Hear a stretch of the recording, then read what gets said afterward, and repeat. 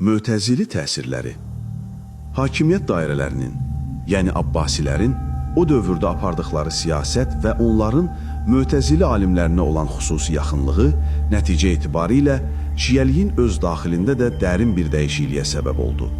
Məhz bu dövrdən etibarən şiələrin arasında mötəzililər kimi daha rasionalist, daha kəlam yönümlü bir üsulü məktəbi formalaşmağa başladı.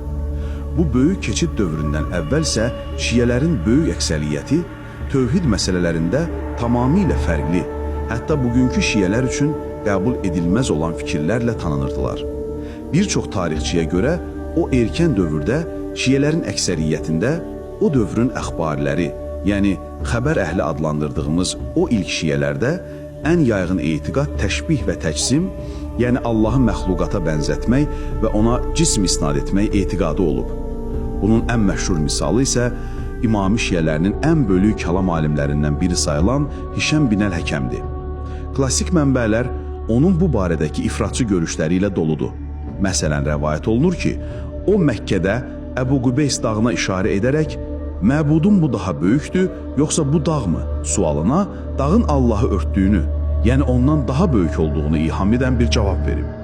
İbn Ər-Rəvəndi isə onun Allah ilə fiziki cisimlər arasında bəzi baxımlardan bənzərlik olmalıdır.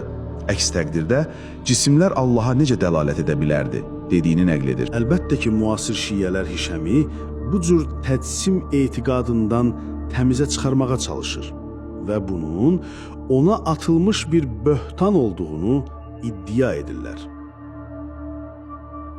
Əş-Şərif Əl-Murtədə yazır ki, onun bu görüşləri haqqındakı xəbərlər bizə yalnız mötəzili alimlərinin vasitəsilə çatıb. Lakin bu doğru deyil. Bu ittihamlar təkcə mötəzili qaynaqlarında deyil, elə şiələrin öz ən qədim qaynaqlarında da mövcuddur. Məsələn, şiə firqələrinin tarixini yazan ilk müəlliflərdən olan Əl-Həsən bin Musa Ən-Növbəxti öz kitabında Hişəmin xalis bir təcsim etiqadında olduğunu açıqca nəql edir. Əl-Bərqi də onun cismi, yəni təcsimçi olduğunu yazır.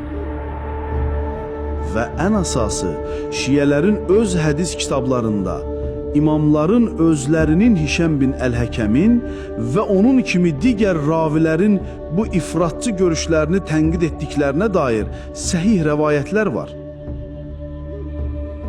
Bir rəvayətdə İmam Musa Əl-Kazim həm Hişəm bin Əl-Həkəmin cism barəsində, həm də Hişəm bin Səlimin surət barəsində dediklərini soruşan birinə cavab olaraq yazır ki, bu heyrəti burax. Hər iki Hişamın dedikləri doğru deyil. Başqa bir səhih rəvayətdə isə İmam Sadiqə Hişəm bin Əl-Həkəm səndən Allahın cism olduğunu rəvayət edir dedikdə, o cavab verir: heç kimin necə olduğunu bilmədiyi Allah bütün nöqsanlardan pakdır. O nə cisimdir, nə də surət. Və bəlkə də ən güclü şahidlik şiələrin ən böyük rical alimi Ən-Nəcaşidən gəlir. O, Hişəmin tələbələrindən biri haqqında danışarkən deyir: ona aid bir neçə kitab var. O cümlədən Tohid adlandırdığı bir kitabı da var. Amma həqiqətdə bu kitab Tohid deyil, təşbihdir. Bu, açıq şəkildə dəlalət edir ki, Hişəmin təlimlərində təşbih və təcsimə səbəb olacaq çox ciddi ünsürlər mövcud idi. Amma insaf xatirinə etiraf etməliyik ki, Hişəmdən təcsim etiqadı ilə bağlı nəql olunanlar tam bir mənalı deyil. Bəzi nəqillər onun bu sözləri hələ tam bir şiə olmadan başqa bir firqənin üzvü ikən dediyini göstərir. Bəziləri isə onun cisim deyərkən bizim anladığımız fiziki cismi deyil, sadəcə olaraq mövcud olan bir şey mənasını qəsd etdiyini iddia edirlər. İmam Əl-Əşəri də onun bu sözünü nəql edir. Lakin bütün bu mübahisələrə baxmayaraq bir həqiqət dəyişməz olaraq qalır. Ümumilikdə o dövrdə şiələr arasında təşbih və təcsim etiqadı çox geniş yayılmışdı. Zeydi alimi Əbu Səid Əl-Cüşəni yazır. Onların, yəni imamilərin sələflərinin əksəriyyəti, misal üçün Hişəm bin Əl-Həkəm, Bəbəveyh ailəsi və onların kimilər cəbr və təşbih rəyində idilər. Bu iddianı elə şiə alimlərinin öz etirafları da təsdiqləyir. Əş-Şərif Əl-Murtada risalələrinin birində təşbih və təcsimə inananları sadalayarkən, Mütəzililərin və şiələrin əksəriyyətini bunu rədd etdiyini deyir. Lakin sonra istisnaları sadalamağa başlayır və deyir, lakin Hişəm bin Əl-Həkəm, Hişəm bin Səlim, Yunus bin Əbdürrəhman kimi şiə raviləri və həşəvilər, yəni sünni antropomorfistlər, dedilər ki, Allah müəyyən bir məkandadır, hərəkət və intiqal edir. Maraqlıdır ki, Əş-Şərif Əl-Mürtəda başqa bir yerdə təkcə küfəliləri deyil, Qum məktəbinin mühəddislərini də eyni şeyi itham edərək yazır.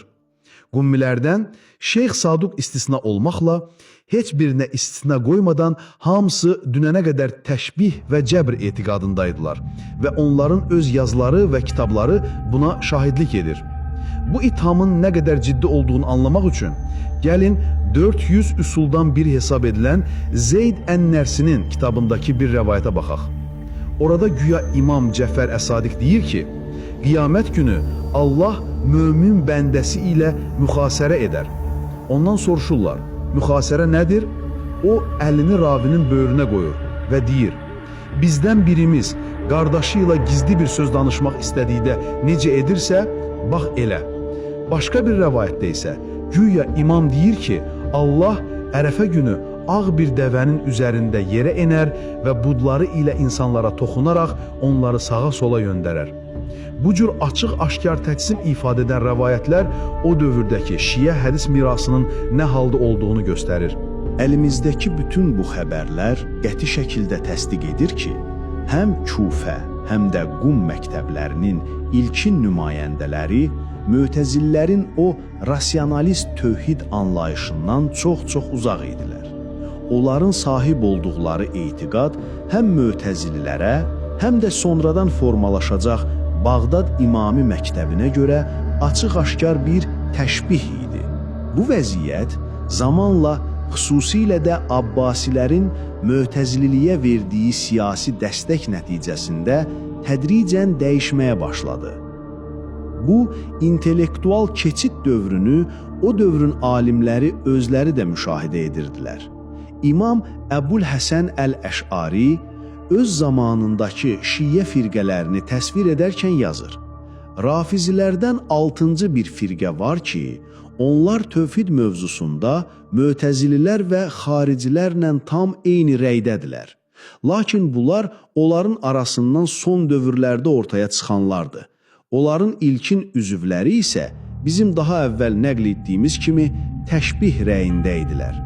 Ondan bir qədər əvvəl yaşayanmış Mütəzili alimi İbnül Xəyyat da öz zamanındakı şiələri Rəbbilərini məxluqata bənzətməkdə ittiham edirdi və ən erkən şahidliklərdən biri də böyük ədib Əl-Cahizdən gəlir. O yazır ki, ilk dövr rafiziləri təşbih və təcsimdən çəkinmirdilər. Lakin sonradan Mütəzili təsiri ilə bu fikirlərini gizlətməyə və daha mücərrəd ifadələr işlətməyə başladılar. Şiəliyin bu böyük transformasiyası əsasən Əs-Saduq, Əl-Mufid, Əl-Murtada və Ət-Tusi kimi Bağdadda fəaliyyət göstərən və Buveyhi dövlətinin himayəsi altında olan alimlərin əməyi ilə baş verdi. Məhz bu dövrdə şiəlik özünün ənənəvi hədisə əsaslanan əxbarilikdən, mütəzillikdən təsirlənmiş, daha kəlam yönümlü, rasionalist bir usuliliyə doğru kəskin bir dönüş etdi. İbn Həcərin də dediyi kimi, bu iki məktəb xəlifə Əl-Məmunun zamanından etibarən bir-biri ilə qardaşlaşmağa və bir-birindən təsirlənməyə başlamışdı və bu təsir qarşılıqlı idi. İmami şiələri Mütəzililərdən rasionalist tövhid anlayışını götürdüyü kimi, Bağdad mötəzililəri də şiyyələrin təsiri ilə Əlinin ən fəzilətli sahabə olması kimi fikirləri mənimsəməyə başladılar. Mötəzili məzhəbinin İmami şiəliyinə bu dərin təsirinin ən açıq göstəricilərindən biri də budur ki, İmamilərin ilk böyük mütəkəllimlərinin, yəni kəlam alimlərinin əksəriyyəti əvvəllər özləri də mötəzili olmuşdular. Əbu İsə Əl-Vərraq, İbn-ü Ravəndi, Ən-Növbəxti ailəsi, İbn Qibə Ər-Razi, bütün bu şəxslər mötəzili düşərgəsindən gələrək özləri ilə birlikdə mötəzili kəlamının metodlarını, arqumentlərini və terminologiyasını da İmami şiəliyinə daşımışdılar. Əbulhəsən Əl-Əşari deyir ki, Əbu İsə Əl-Vərraq və İbn Ravəndi onlara, yəni İmami şiələrə qoşuldular və onlar üçün imamət mövzusunda xüsusi kitablar yazdılar.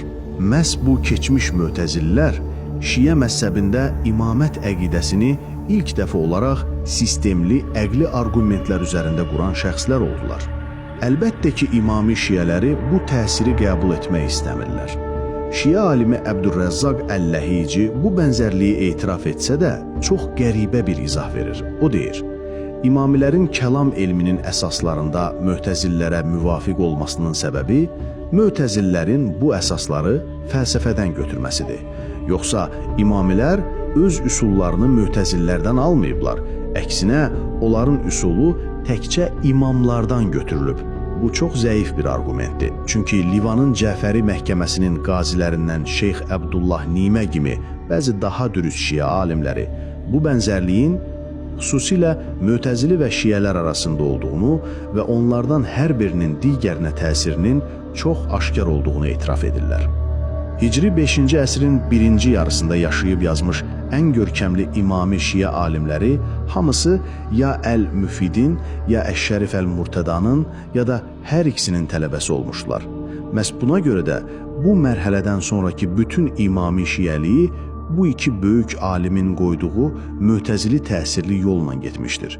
Onların tələbəsi olan Şeyxud Taifə Ət-Tusi isə bu yeni məktəbin son formasını müəyyən edən və özündən sonraki 1000 il boyunca şiə dünyasına hakim olacaq Nəcəf hövzəsinin əsasını qoyan şəxs oldu və onun öz böyük təfsir kitabının müqəddiməsində təfsirdə ən gözəl yol tutan alimlər olaraq məhz iki böyük mötəzili aliminin, yəni Əbu Muslim Əl-Əsfahaninin və Ər-Rummaninin adını çəkməsi bu dərin intellektual bağın ən bariz göstəricisidir. Şiələrdə bu yeni, rasionalist, usuli məktəbi formalaşdıqca qum alimləri tərəfindən təmsil olunan o köhnə ənənəvi hədis məktəbi ilə onların arasında dərin uçurumlar yaranmağa başladı. Bu fərqlər özünü bir çox sahədə göstərirdi. Məsələn, Bağdad məktəbi qum məktəbini Allah haqqında təşbih və təcsimə, yəni antropomorfizmə yol verməkdə ittiham edirdi. Əş-Şərif Əl-Murtadanın Şeyx Saduq istisna olmaqla bütün qum alimlərinin təşbih və cəbr əqidəsində olduğunu deməsi bu cərginliyin nə qədər dərin olduğunu göstərir. Digər bir fərq isə əqli dəlillərə verilən önəmdə idi. Qum məktəbi özünü tamamilə nəqlə, rəvayətə həsr etmiş bir məktəb idi.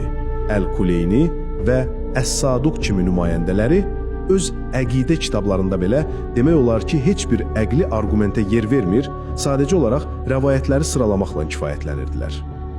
Əl-Mufid isə məhz buna görə öz ustadı Əs-Sadıqı sərt şəkildə tənqid edərək, onu nəzəri dəlillərdən uzaq, sadəcə ravilərə təqlid edən biri adlandırırdı. Onun tələbəsi Əl-Murtada isə daha da irəli gedərək o köhnə hədis alimləri haqqında deyirdi. Onların arasında hüccətin, yəni əqli dəlilin nə olduğunu bilən bir nəfər belə yoxdur.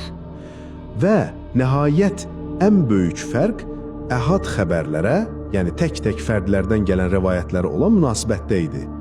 Qədim əxbarilər demək olar ki, bütün rəvayətləri qəbul etməyə meyilli idilər. Lakin mötəzilli təsiri ilə Əl-Mufid və xüsusilə də Əl-Murtada əhad xəbərlərin nəinki əqidədə, hətta fiqhi məsələlərdə belə hüccət olmadığını iddia etməyə başladılar. Bu, şiə hədis mirasının böyük bir hissəsinin şübhə altına alınması demək idi və bu iki məktəb arasında yüzillər boyu davam edəcək dərin bir mübarizənin təməlini qoydu. Beləliklə, bugünkü İmami şiəliyi heç də Peyğəmbərin və ya ilk imamların dövründə mövcud olan vahid bir inanc deyil. O, Kufənin ifratçı rəvayətçiliyi, Qumun daha mühafizəkar əxbariliyi və nəhayət Bağdadın mötəzilli təsirli kəlam məktəbi kimi fərqli cərəyanların uzun və mürəkkəb bir toqquşmasının, bir-birinə qarışmasının nəticəsidir.